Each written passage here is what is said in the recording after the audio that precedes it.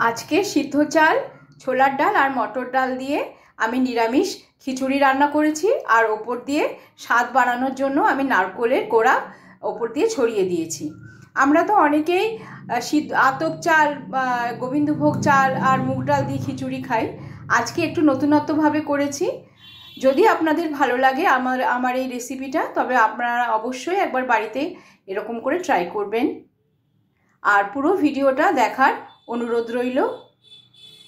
এখানে আমি 1 বাটি সিদ্ধ চাল, হাফ বাটি ছোলার ডাল আর হাফ বাটি মটর ডাল খুব ভালো করে ধুয়ে ভিজিয়ে নিয়েছি।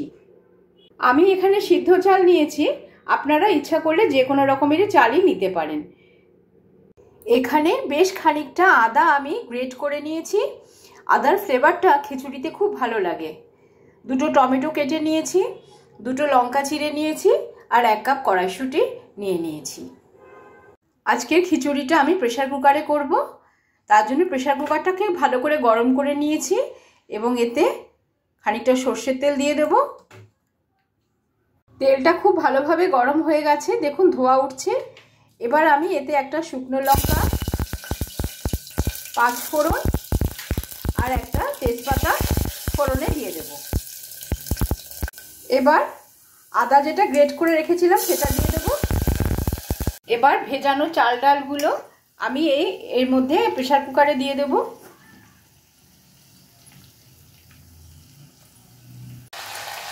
এবার এতে 1 চামচ নুন, হলুদ, কড়াইশুঁটি,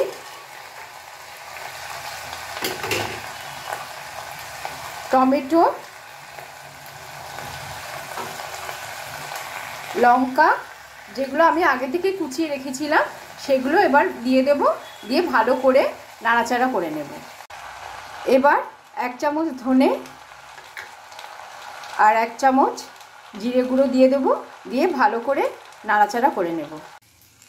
এবার এর মধ্যে খানিকটা জ্যাগারি পাউডার আর ঘি দিয়ে দেব। দিয়ে ভালো করে নাড়াচাড়া করে নেব। খিচুড়িতে ঘি আর আদা যদি ভালো মতন দেওয়া যায় তাহলে এর টেস্টটাই একদম চেঞ্জ হয়ে যায়। এবার এর মধ্যে গরম জল দিয়ে দেব।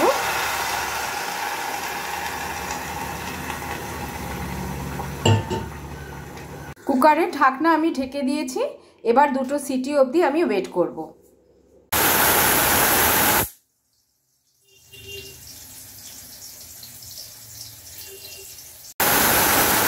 সিটি আমার পড়ে গেছে। এবার আমি গ্যাসটা বন্ধ করে দেব এবং যতক্ষণ না মুখ খোলে ততক্ষণ অবধি আমি অপেক্ষা করব। খিচুড়ি আমার একদম হয়ে গেছে, দেখো কিরকম ঝরঝরেও হয়েছে। এবার নামিয়ে নেওয়ার পালা।